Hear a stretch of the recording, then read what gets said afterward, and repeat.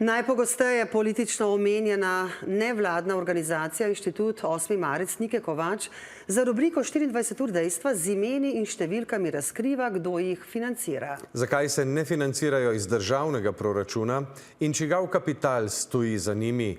Kaj pa druge nevladne organizacije, ki si delijo prek 720 milijonov javnega denarja? Neža Štajner.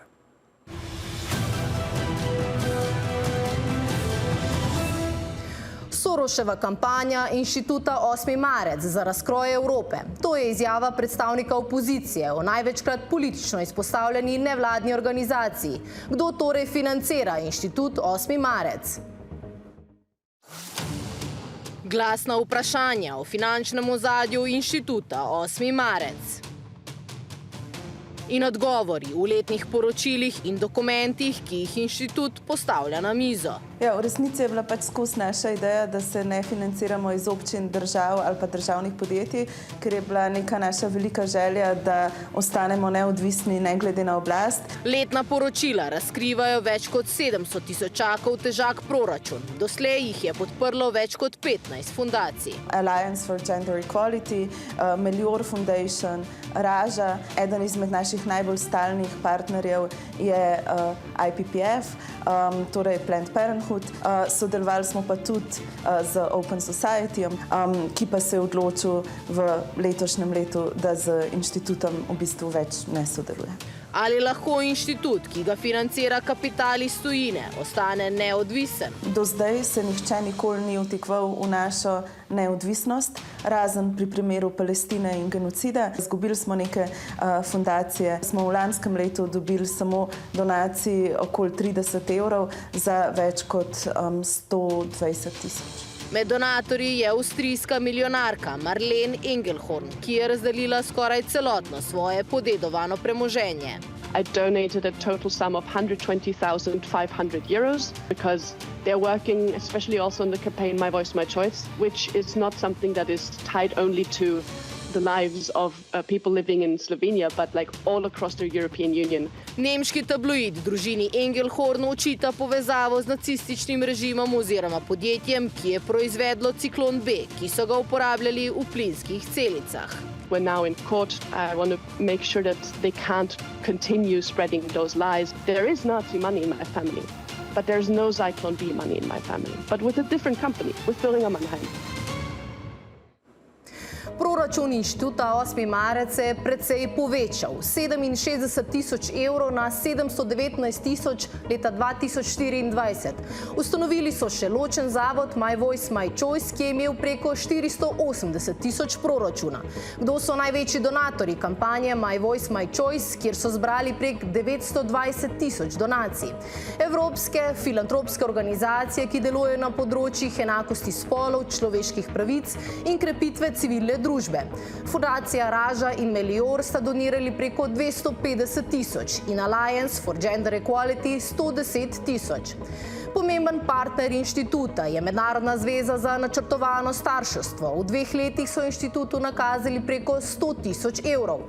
Open Society Foundation od mađarsko-ameriškega poslovneža Georgea Sorosa preko 140 tisoč in fundacija z področja kulture Artifact 60 tisoč. Preiskovalna komisija pa preučuje sporne tokove denarja med strankami, njihovimi inštituti in podjetji. Na drugi strani je Mirovni inštitut, ki je pogosto tarča političnih očitkov o pristranskosti. Inštitut dr. Janeza Evangelista Kreka, Inštitut dr. Jožeta Pučnika in Inštitut 1. maja so 3 najvidnejši strankarski inštituti v Sloveniji, povezani z NSI, SDS in SD.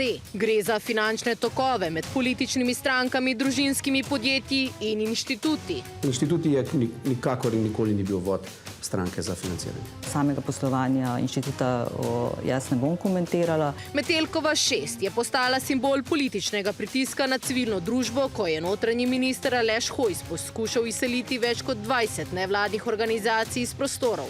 Med njimi Mirovni inštitut, ki deluje kot raziskovalni center. Tisti, ki jim tukaj lepijo nalepke levo, desno, v bistvu, da je bolj problem v tej interpretaciji, kot pa v našem delu.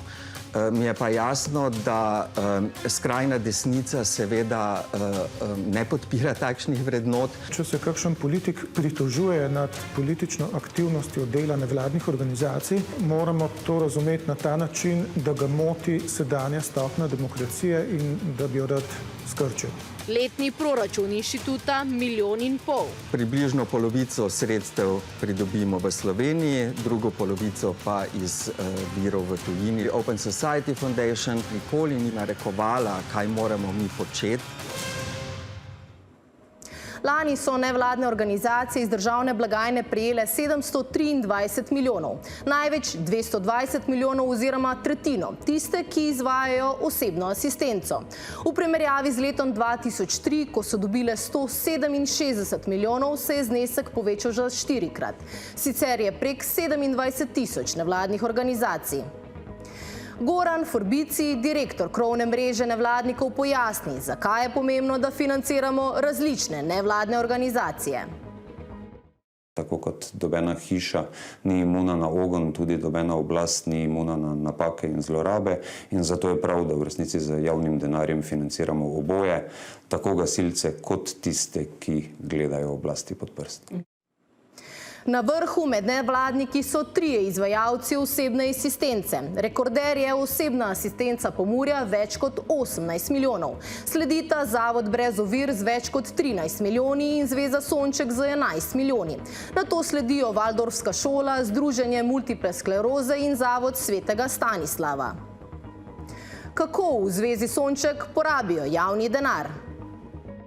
Zveza Sonček že več kot 4 desetletja skrbi za ljudi z oviranostjo in njihove družine. Vodenje varstva in zaposlitev pod posebnimi pogoji v varstveno-delovnih centrih oziroma v dnevnih centrih, storitev institucionalnega varstva v stanovanjskih skupinah in osebna asistenca. Najobsežnejša storitev je osebna asistenca. Imamo 133 uporabnikov v tem trenutku, te številke sicer varirajo. Za njih zagotavlja osebno asistenco 203 osebni asistenti. Prva stanovanjska skupina iz leta 1991 je orala ledino deinstitucionalizacije v Sloveniji. Da pridobijo vse tiste veščine, znanja in spretnosti, ki jim omogočajo, da samostojno in sami odločajo o svojem življenju. Za mnoge je Sonček več kot organizacija. Svoj potencial in svoje znanje uporabim na način, kot ga verjetno zaradi svoje oviranosti ne bi mogel. Če Sončka ne bi bilo, bi bila naša družba močno osiromašena. Politolog Tomaž Deželan opozarja, da čeprav država povečuje denar za nevladnike, se prostor civilne družbe v resnici krči, saj nevladniki prevzemajo naloge države. Je to ravno skrb za najranljivejše, skrb za vse tisto, za kar trg in država ne poskrbita. Vidimo, da se seveda na ta način zelo šibi na nek način sam ustroj celotne civilne družbe in seveda tudi tistih ključnih organizacij, ki pa imajo tudi druge vloge v sistemu. Glasnik razuma, opozorilo družbi, v katero smer se giblje, in na nek način nadzor nad državo. Na 24ur.com tudi o oceni Ministrstva za delo, da so spremembe za osebno asistenco nujne. Njihov predlog novele zakona zagotavljajo, bi okrepil nadzor.